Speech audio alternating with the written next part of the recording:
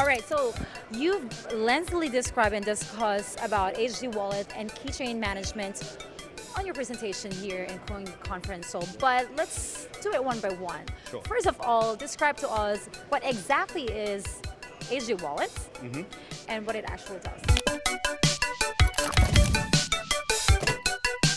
So HD, in this case, it's not high definition. It stands for hierarchically deterministic.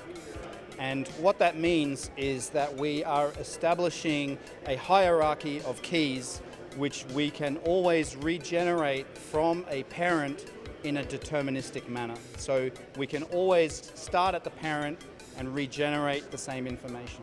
The same information. And what does it mean for people or for enterprises who may be using that kind of wallets?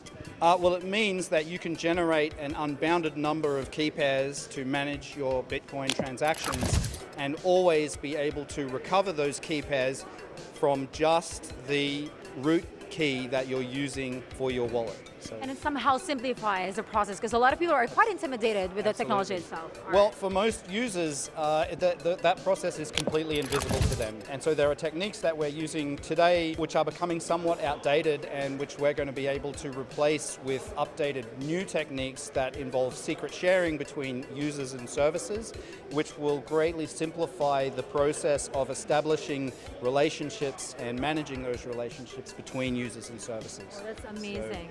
Really amazing, especially for enterprise level who's going to be adopting this kind of technology for real world use. Absolutely. All right, so now let's move on to the key management. So, yes. Yeah, tell me more about this. So key management is basically the process of establishing these derivative keychains and making sure that the users can always recover those keychains and storing the necessary information in the correct format so that they can come back in 1 year or 10 years or 100 years and regenerate that exact same transaction graph and be able to find the information that they stored on the ledger and any money that's attached to it. And one of the things that you also mentioned in your presentation is the relevance of keychain management into the Metanet protocol. Can you elaborate further on this? Sure. So with the Metanet protocol, when you're generating a Metanet graph to house your content, the nodes that you're creating in that graph each have an address that comes from a key pair. And those key pairs are generated using hierarchically deterministic techniques.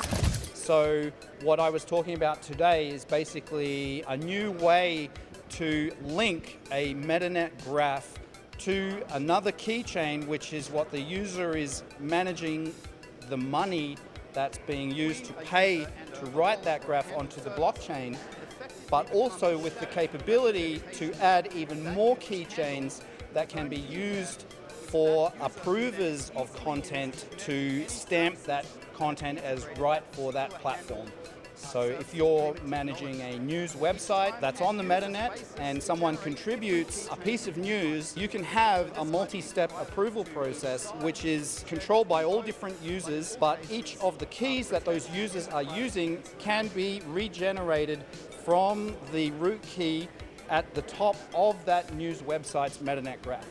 So, okay, so it covers a lot of aspects this time and simplifies everything as well. Absolutely, Right. It makes it a lot more. So the techniques that we're using today are, I called them simplistic, and because they are so simplistic, you actually have to add a lot of complexity on top to manage that. And what we're doing now is we're actually putting the complexity at the bottom, and that allows the top layer to become much more simple and easy to manage. And easy for developers and current applications Absolutely. to integrate as well, these new features. All right, so those are amazing developments. Thank you so much for your hard work, Brenda. You've been doing such a great job in this space, and we can't wait for more information and updates from all the trainings that you're doing. Thank you so much for your time. Thank you very much, Stephanie.